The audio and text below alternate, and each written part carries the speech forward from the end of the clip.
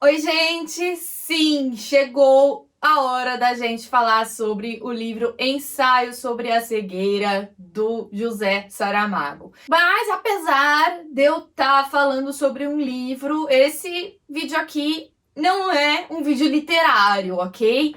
Então, se você, não gosta de ler, não li esse livro, fica por aqui que vai ser legal, que você vai entender algumas coisas aí sobre alguns preconceitos que as pessoas têm na nossa sociedade em relação a pessoas com deficiência visual e algumas concepções da nossa cultura ocidental aqui, né, e que acabam levando a visões muito negativas e pejorativas em relação aos cegos, principalmente dentro da nossa linguagem, né? Então a gente usa muito essas palavras cego de raiva, ou aquele ditado cego guiando o cego. Em terra de cego, quem tem olho é rei. Essas expressões, né, meio capacitistas, e eu vou tentar explicar e refletir sobre isso um pouquinho agora. Esse provavelmente vai ser o tema da minha dissertação de mestrado. Para quem não sabe, eu estou fazendo meu mestrado aqui na Inglaterra. E eu tenho lido e pesquisado e pensado e conversado muito sobre isso, e eu tô vindo aqui completamente sem roteiro pra expor isso pra vocês, que vai me ajudar no meu processo também, falar sobre isso, assim, numa exposição bonitinha. Antes da gente começar, por favor, vamos se inscrever aqui no canal? Eu sei que tem algumas pessoas que assistem que não são inscritas, tem saído vídeo toda semana, pelo menos uma vez por semana, tô comprometida aqui a soltar um vídeo pra vocês. Deixa aqui o like no vídeo também pra me ajudar na divulgação e já vai pensando aí nos ditados, nas expressões que tem pessoas cegas no meio. Escreve aqui embaixo pra mim uma lista, que tem muitas.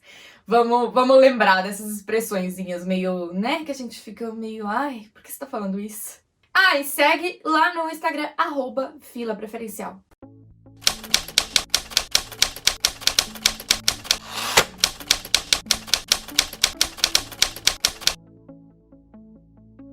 Vamos começar então, para abrir a nossa conversa aqui, falando sobre o livro Ensaio sobre a Cegueira, né, do português José Saramago. Eu li esse livro alguns anos atrás, tá? Não reli para fazer esse vídeo, porque eu prezo pela minha saúde mental.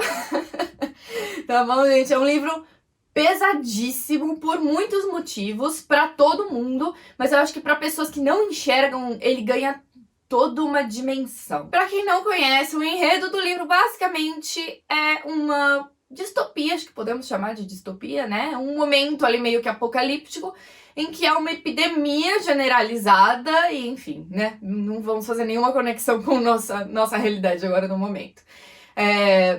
De cegueira. Então, pessoas do nada começam a ficar cegas. E é um tipo de cegueira que, na verdade, existe, né? Na vida real. Não sei se o Saramago pesquisou sobre isso, enfim, mas que eu sei é que eu vejo muitos comentários de gente falando assim: é um tipo de cegueira que não é aquela cegueira que a gente conhece, né? Que é tudo preto, assim. Já falei aqui sobre isso. Existem muitos e muitos tipos de cegueira. E existe, inclusive, a cegueira branca, em que a pessoa vê tudo branco.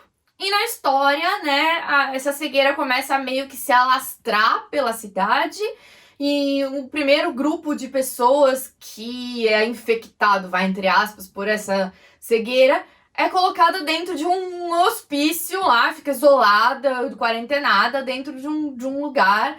E aí levam comida pra eles, ninguém quer ter contato com eles, para que aquilo não se alastre, para ninguém mais pegar, para tentar conter esse surto de cegueira. E aí, enfim, a gente tem alguns personagens, né? E os personagens, eles não são nem nomeados, eles não têm nem nome, eles são assim: o primeiro cego, o médico, a mulher do médico, o velho, a mulher dos óculos escuros. Acontecem diversas coisas terríveis, horríveis ali dentro do manicômio, você fica com vontade de vomitar em vários momentos. Esse livro é terrível. E o final, vou contar o final, tá bom, gente? Mas é importante também para o que eu quero falar aqui, né? E o final do livro é o seguinte, né? A epidemia se alastrou, né? E as pessoas do manicômio saem pra rua e descobrem que, na verdade, todo mundo ficou cego e simplesmente o caos se instaurou nessa cidade, né? Numa cidade que eu saiba meio inespecífica, assim, uma metrópole. E toda tá assim, tem, né, fezes e gente morta e lixo e caos em todo lado. E aí, no meio de tudo isso, a gente tem uma única personagem que permanece com a visão. Ela não pega a tal da cegueira por algum motivo, que é a mulher do médico. E ela acaba indo pra esse manicômio pra ficar junto do marido dela, que foi o médico, foi uma das primeiras pessoas que pegou, oftalmologista, obviamente. Essa personagem, ela é meio que a principal do livro todo, ela é meio que a protagonista. Ela resolve muitas situações porque ela fingiu que estava cega, mas na verdade ela tinha a visão e ela que salva ali o dia em alguns momentos. Não que ela seja uma heroína, mas enfim, ela é a personagem que tem literalmente a visão, né? E aí, qual é a minha crítica em relação a tudo isso? Eu acho que o Saramago quis colocar uma reflexão sobre egoísmo, sobre, né, uma metáfora que ele fala às vezes é que é como se a gente tivesse espelhos no lugar dos olhos e que a gente só é capaz de olhar para nós mesmos e essa cegueira em relação ao outro, né? Eu acho isso muito legal, muito timely, assim, muito. Olha eu falando inglês, ai meu Deus, muito. Não quero parecer metida, gente, mas às vezes as palavras me vêm em inglês aqui, então já peço desculpas. Muito, assim, construtivo para o nosso momento, né? Enfim. Estamos vendo aí um momento de pandemia em que muita gente simplesmente falou: eu não quero ficar em casa porque eu não vou pegar, eu não tenho contato com, né, com ninguém que é querido meu, que é grupo de risco lá da doença. Então que se dane, eu vou sair pra rua e porque eu quero. Acabou. Tudo bem. É muito, muito, muito pertinente, muito atual. Agora, quando você associa a figura de uma pessoa cega ao caos social, ao egoísmo, a uma visão estreita, até a ignorância, é simplesmente terrível, porque pessoas cegas existem na vida, meu Deus, seu Saramago, sabe? E aí vamos nos aproximando do meu ponto, né? A cegueira muitas vezes é usada na literatura como uma metáfora, né? O ensaio sobre a cegueira é uma grande alegoria da cegueira social e interpessoal das pessoas, né? E aí a gente tem a mocinha, a heroína lá, que é uma mulher, né? Geralmente tem um pouco mais a ver com o feminino, esse olhar para o outro, esse altruísmo, essa generosidade, preocupação, e que, né, a gente tem que se espelhar nessa protagonista e tudo mais. Ok. Mas acontece que isso se repete muito em outras obras literárias, né?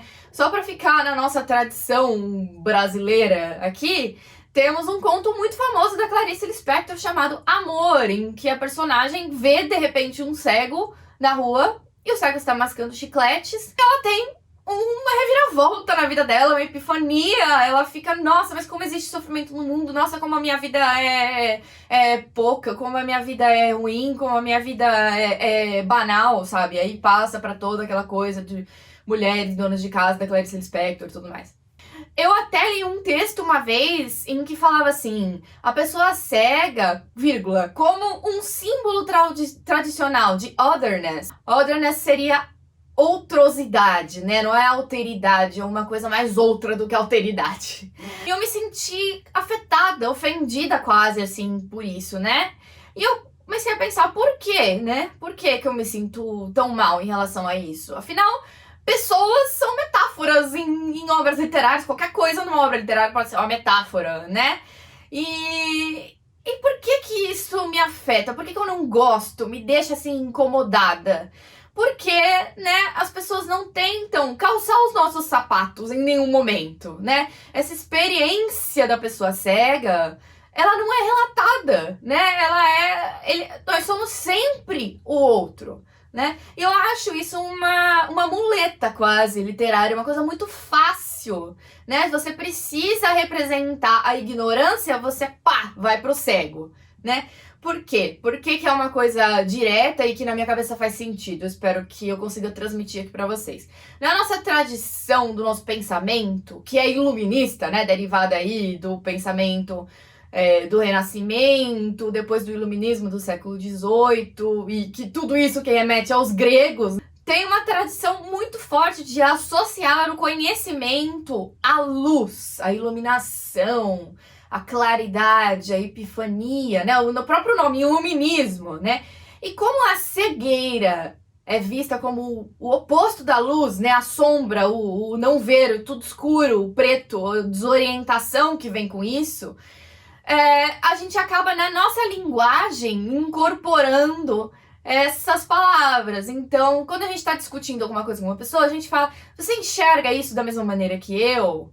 Ou você diz: eu tô vendo o que você tá falando. E isso tá muito entranhado na nossa sociedade, né?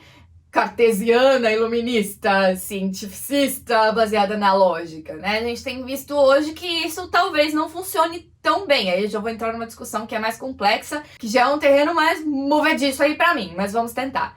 Que no nosso contemporâneo, a gente não é capaz mais de dar explicações totais para tudo. A gente não consegue explicar a experiência humana como um todo, né? O que a gente chama na academia de totalidade, né? Então, por muito tempo, buscou-se explicar isso através de grandes narrativas, de grandes teorias.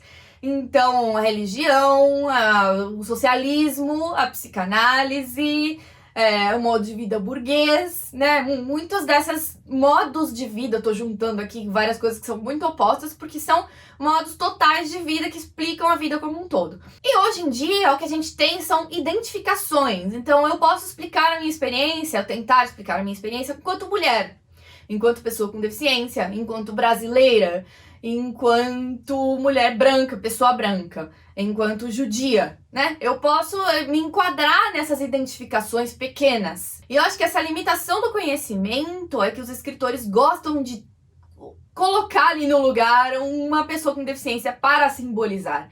E eu acho que isso não tem nenhum problema. O problema é a maneira como se faz, né? Então, se você fizer isso representando a experiência dessa pessoa com a deficiência, você representa, inclusive, de uma forma muito mais completa e rica, expressiva, essa dificuldade do homem contemporâneo de compreender a vida como um todo. E aí, retornamos ao José Saramago, né? Quando você representa a salvadora da pátria como a única pessoa que não tem a deficiência, e as outras pessoas como os outros, né? Todo mundo é outro nessa sociedade. E ninguém, ele não entra na cabeça dessas personagens. Inclusive, as personagens são muito alegóricas. Elas não têm uma psicologia desenvolvida, né? Elas não têm nem nome. E eu acho que é muito pela repetição de narrativas como essa, desse tipo, que a gente tem desde a época grega, né? Na época grega tem aí uma coisa toda do vidente cego e tal, passando pela Idade Média. Eu vou fazer vídeos sobre isso, espero aí um dia ter o conhecimento para falar aqui sobre vocês, estou trabalhando nisso. Mas essas imagens tradicionais reforçam essa ideia da desorientação, da burrice, do coitadismo, do outro, né? Da pessoa não conseguir imaginar uma vida em que a visão não é tão central. Sabe? De ser tudo tão outro, tão diferente. Tô repetindo aí outro, porque é outro com letra maiúscula. É aquela pessoa que é totalmente oposta. E aí, agora aqui no finalzinho do vídeo, eu queria trazer só 2 sugestões de leitura em que a deficiência, e particularmente a cegueira, mas não só a cegueira, é tratada de uma forma diferente, como uma experiência, não como uma metáfora, uma alegoria, um tapa-buraco ali, uma muleta narrativa. Que são os livros do Jorge Luiz Borges, né? Já falei sobre ele aqui, vou deixar o vídeo na descrição sobre os escritores cegos. Separei ali 4 escritores cegos. E ele tem um livro que chama Elogio da Sombra, que é somente focado nesse tema, né? São ensaios ou poemas ou contos, enfim, o Jorge Luiz Borges tem uns textos que são meio, né, ficam ali na zona cinzenta, você não sabe direito se é um poema, se é um conto, se é um ensaio, enfim. E ele fala sobre a cegueira e ele fala isso em outro texto dele que chama La Cegueira, é um ensaio, né? Tá no livro de ensaios dele, e ele fala sobre isso na autobiografia dele, em muitos livros, né? Digita aí no Google Jorge Luiz Borges Cegueira, que você vai achar aí várias dicas. E outro livro que se chama Homem Lento, do J.M. Coetzee, vai estar aparecendo como escreve aqui, tá? Coetzee, para quem não enxerga. E, enfim, não vou me aprofundar, porque é um livro aí riquíssimo de coisas pra gente analisar, mas é a história de um homem que adquire uma deficiência, e tem uma outra personagem que também é cega, e é um livro metalinguístico, então ele fala sobre literatura, né, de uma maneira alegórica e narrativa, e enfim, é bem legal, é bem interessante. Eu principalmente gosto muito desse livro porque você pode lê-lo como uma história normal, né? Acompanhar ali a história do cara que perdeu uma perna e tá se adaptando e tudo mais. Ou como metalinguístico, como eu falei, né? De uma maneira cabeça, pegando todas as coisas ali, da obra do Coates que tem, enfim. É muito legal, fica a dica aí. E então, gente, esse é o tema da minha dissertação e da minha pesquisa em geral como um todo, né? Que eu quero me aprofundar aí em literatura.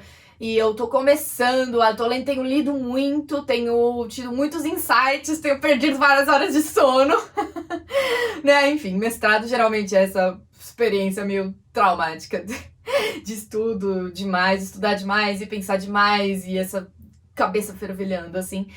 E eu queria vir aqui dividir com vocês. Vocês têm alguma coisa para complementar? Comentem aqui, deixa aqui nos comentários. E essas expressões que estão tão enraizadas, né? Que as pessoas usam cego pra tanta coisa, tipo assim, você não tá vendo isso? Filho, você é cego, não tá percebendo? Como se a pessoa fosse burra, sabe? Enfim, é tão prejudicial e tá tão arraigado, né, no nosso jeito de ser. Enfim, tô feliz de ter compartilhado isso com você, tirei um peso aqui de mim, me ajudou a elaborar melhor as minhas ideias. Se inscrevam aqui no canal, por favor, gente, estamos aí na reta para os 3.000 inscritos. Deixa o like no vídeo para ajudar na divulgação. Segue lá no Instagram, @filapreferencial. E é isso, um beijo, até a próxima.